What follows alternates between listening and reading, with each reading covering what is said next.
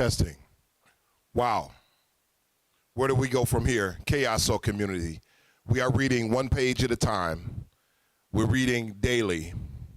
Today we find ourselves in about the middle of this book. Well, that's not quite true. Maybe a third of the way. And I believe we left off on page 61. And I will begin to read. Readers are leaders.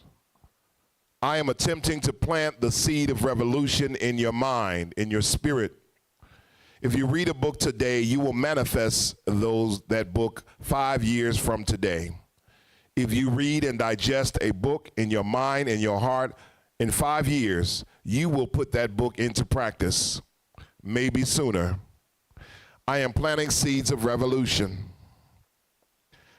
Dr. Martin Luther King's book, written in 1967 in Jamaica, has provided a blueprint for our direction as a people. If only we would listen, if only we would read, if only we would lead, if only we would dare to start a revolution. Beyond the pragmatic invalidity of violence is the inability to appeal to conscience. Some Black Power advocates consider an appeal to conscience irrelevant. I think we read this page. I'm going to the next page.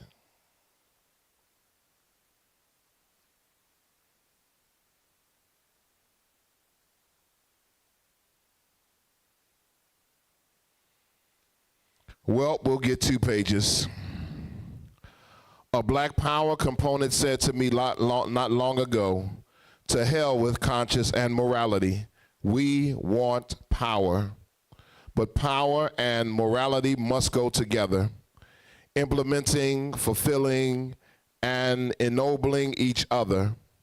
In the quest for power, I cannot bypass the concern for morality.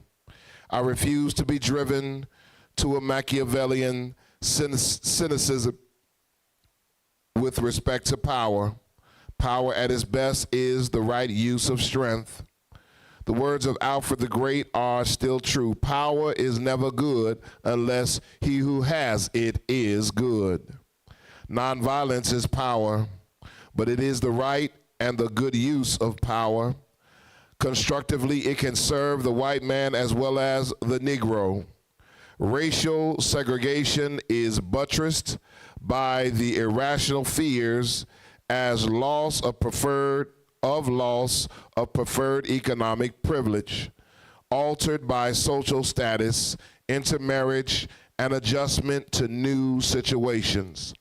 Through sleepless nights and haggard days, numerous white people struggle pitifully to combat these fears. By following the path of escape, some seek to ignore the questions of race relations and to close their minds to the issues involved. Others, placing their faith in legal maneuvers, counsel massive resistance. Still others hope to drown their fears by the engaging in acts of meanness and violence toward their Negro brethren. But how futile are all those remedies. Instead of eliminating fear, they instill deeper and more pathological fears. Hear me now, the white man, through his own efforts, through education and goodwill, through searching his conscience, and through confronting the fact of integration, must do a great deal to free himself of these paralyzing fears. But to master fear, he must also depend on the spirit of the Negro as he generates that spirit towards him. Only through our adherence to nonviolence, which also means love in its strong and commanding sense, will the fear of the white community be mitigated. A guilt-ridden white minority fears that if the Negro attains power, he will, without restraint or pity, act to revenge the accumulating accumulated injustices and brutality of the years. The Negro must show the white man he has nothing to fear, for the Negro is willing to forgive. A mass movement exercising nonviolence and demonstrating power under discipline should convince the white community as much that as such a movement attained strength, its power would be used creatively, not for revenge. Dr. King writes, the really terrible thing, old buddy, is that, no, I'm sorry, in a moving letter to his nephew on the 100th anniversary of the Emancipation, James Baldwin wrote concerning white people, the really terrible thing, James Baldwin writes, old buddy, is that you must accept them. And I mean that very seriously. You must accept them and accept them with love. For those innocent people have no other hope. They are, in effect, still trapped in a history which they do not understand. And until they understand it, they cannot be released from it.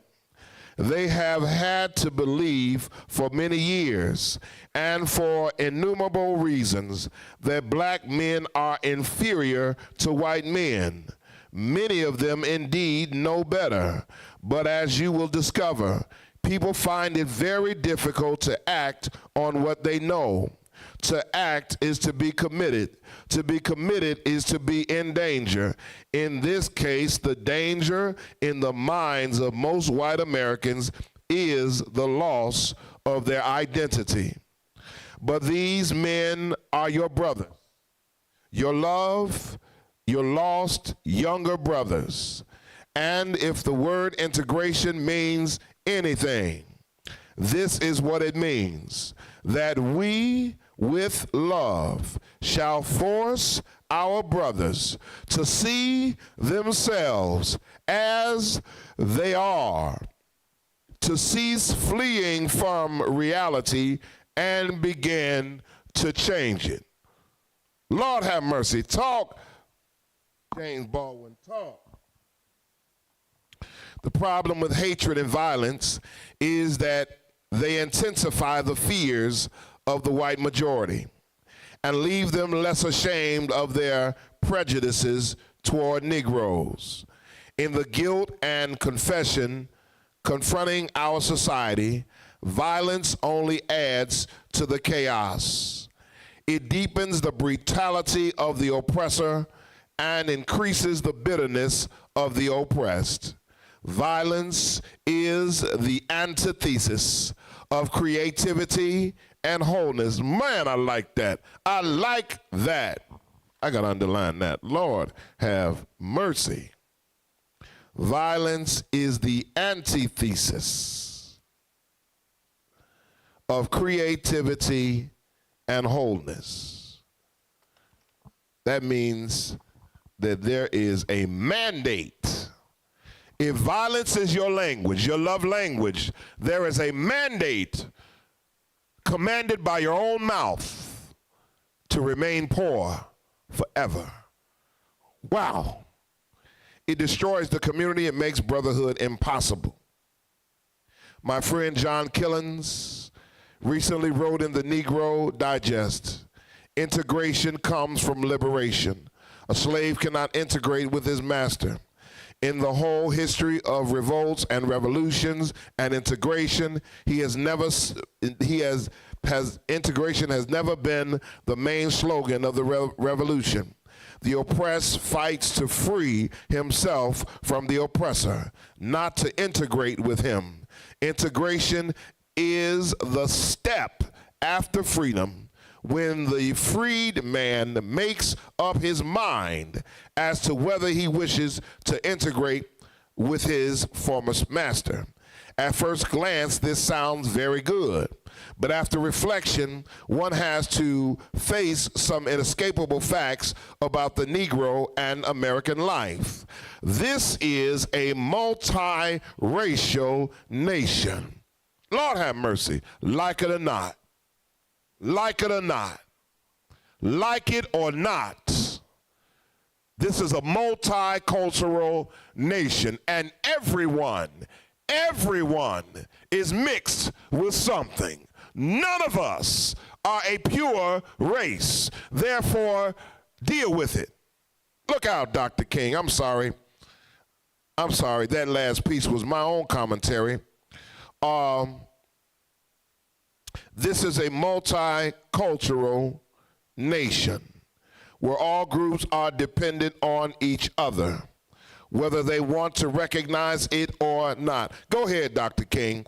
In this vast interdependent nation, no racial group can retreat to an island entire of itself.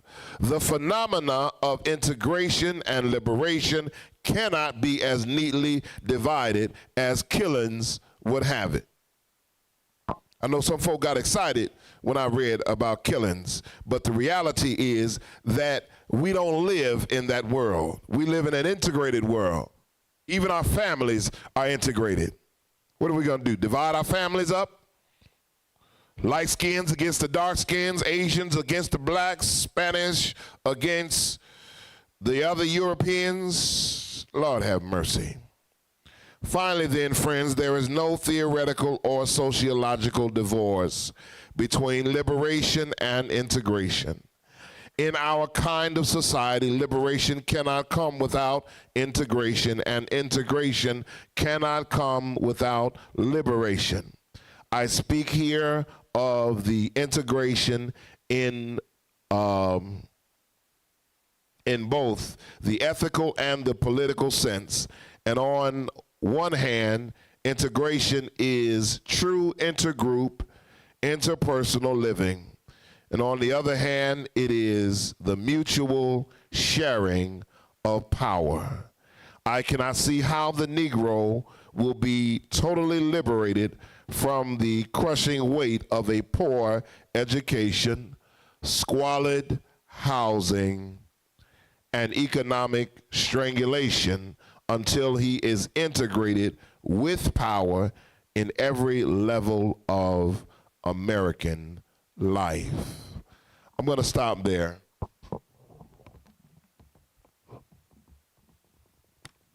We are on page 64, first paragraph. I probably should just read to the next section, but I'm going to stop there. And some like to quote, I believe it was Harry Belafonte, who is known to quote a conversation he had with Dr. Martin Luther King. I believe it was Harry Belafonte. If not, I apologize in advance.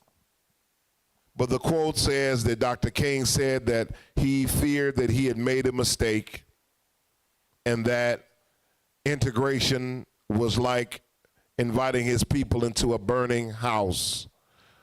And I may not have that quote correctly, but I just read from Dr. King's book. The book was written in 1967. He was assassinated in 1968, April 4th. I just want you to know that Dr. King did not abandon the concept of integration, no more than we can abandon the reality that we live in a multicultural nation. There's nowhere you can go in America now where it's all black or all white or all anything. And the only time that you can feel like you have accomplished that is when you do not know the diversity that you are amidst. I have visited places where I thought I was talking to a white woman, and I found out that I was talking to a Haitian woman, an African Haitian woman. I've been places where I've seen people that I could have assumed many things, but it was not until they shared their own ethnicity that I had an idea of who I was talking about. On one hand, it's nice to recognize who people are culturally, ethnically, geographically, etc. But the reality is that we're all God's children. And you still have to relate with a level of humanity. the unfortunate part that I found when dealing with persons with differences is that we think that because people are different, there is a license to treat them without humanity.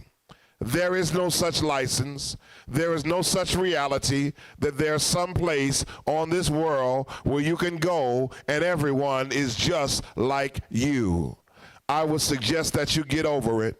And the first thing that we might need to overcome in 2023 is our own biases, prejudices, and ignorance. Join us tomorrow as we read one more page of Dr. King's book. Please go get the book if you have not already read the book. This book can be read in one sitting.